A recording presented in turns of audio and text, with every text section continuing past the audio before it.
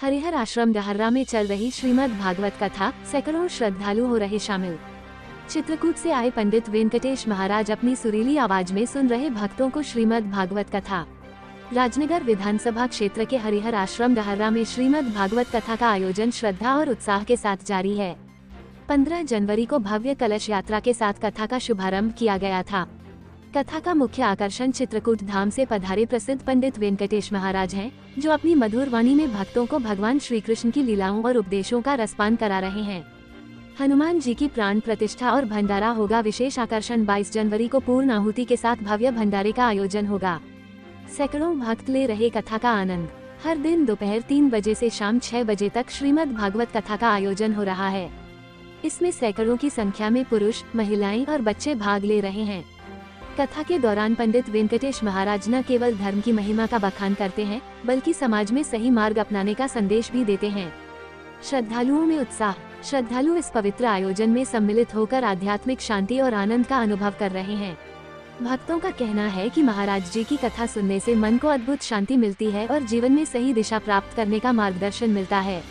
कथा का समापन 22 जनवरी को पूर्णाहुति और भंडारे के साथ होगा। आयोजन समिति ने क्षेत्रवासियों से अधिक संख्या में शामिल होकर इस धार्मिक अनुष्ठान का लाभ उठाने की अपील की है। रिपोर्ट मोहम्मद इमरान, छतरपुर। तो हम तुम्हें वो भी वापस ध्यान देना। बलि हाथ जोड़कर कहने लगा, हे गोविंद, हे मधुसूदन, हे त्रिविक्रम, हे करारी, अगर तुम्हें कुछ देने के बाद मैंने बदले में तुमसे कुछ मांग लिया तो वो दान नहीं है, वो तो व्यापार है। तुम्हारी पूजा, तुम्हारी सेवा, तुम्हारी अर्चना, तुम्हारी वंदना करने के बाद अगर मैंने बदले में कुछ मांग लिया तो वो भक्ति नहीं है, वो तो सौदा है। मालिक तेरी रजा रहे और तू ही तू रहे, बाकी मैं रहूं या ना रहूं, न मेरी आरज़ू रहे। कुछ भी मांगूं अगर, मैं मूर्ख हूं प्रभु, मांगने की गलती कर सकता हूं पर तुम देने की गलती मत करना। कुछ भी मांगूं अगर तुझसे मेरे दाता, तो कुछ न देना तुम मुझे, वरना आशिक नहीं मजदूर हो जाऊं, वरना मैं तुम्हारा भक्त नहीं मजदूर हो जाऊं। अरे भगवान बोले, कुछ तो मांग लो बलि जी। बलि जी कहते हैं, महाराज एक बात को बताओ, क्या धरती तुम्हारी, आसमान तुम्हारा, हम रहेंगे कहाँ? भगवान बोले, धरती से नीचे 7 पाताल। कौन कौन से? अतल, वितल, सुतल, तलातल, रसातल, महातल और पाताल। तो जो सुतल नाम का लोक है ना, वहां हमने तुम्हारे लिए महल बनवाया। बलि बोले, महाराज मुझे पता है, अपने गुप्तचरों से पता चला था कि उस महल में 52 दरवाजे, 52 है। तो एक वरदान दे दो। क्या?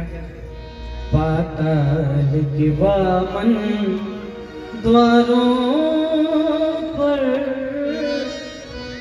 हे नाथ दया करते रहे।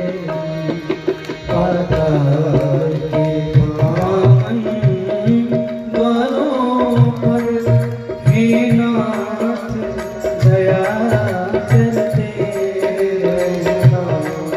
जिस भी द्वारे से मैं निकलूं, जिस भी द्वारे से मैं निकलूं, उस द्वार दर्श देते रहना, उस द्वार दर्श देते रहना।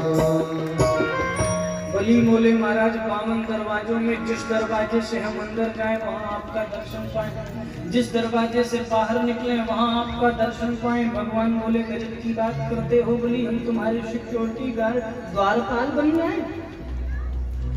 बलि बोले, महाराज ऐसा तो मैं नहीं बोला। भगवान बोले, फिर आपने क्या बोला महाराज? अरे तुम कब किस दरवाजे से भीतर जा रहे हो, कब बाहर निकल रहे हो, ये तो तभी पता चलेगा ना जब डंडा लेके हर दरवाजे पे खड़े रहे, सावधान खबरदार बोलते रहे। बलि बोले महाराज अब तो कुछ भी सोचो ये तो देना ही पड़ेगा। किसी ने भगवान से कहा प्रभु ये भारत है भारत, यहाँ के लोगों को ठग पाना कोई हंसी खेल नहीं है, यहाँ के लोग बड़े होशियार होते हैं। आए थे प्रभु बलि को छलने, भगवान यहाँ खुद चले गए, दे मन चाहा वरदान आज भगवान वहां से चले गए। अब तो भगवान द्वारपाल हो गए। सुनो, बलि तो चैन की बंसी बजाता है, रक्षा करने वाला गोविंद है, उसको किस बात की फिक्र, और सोता है और गाता रहता है।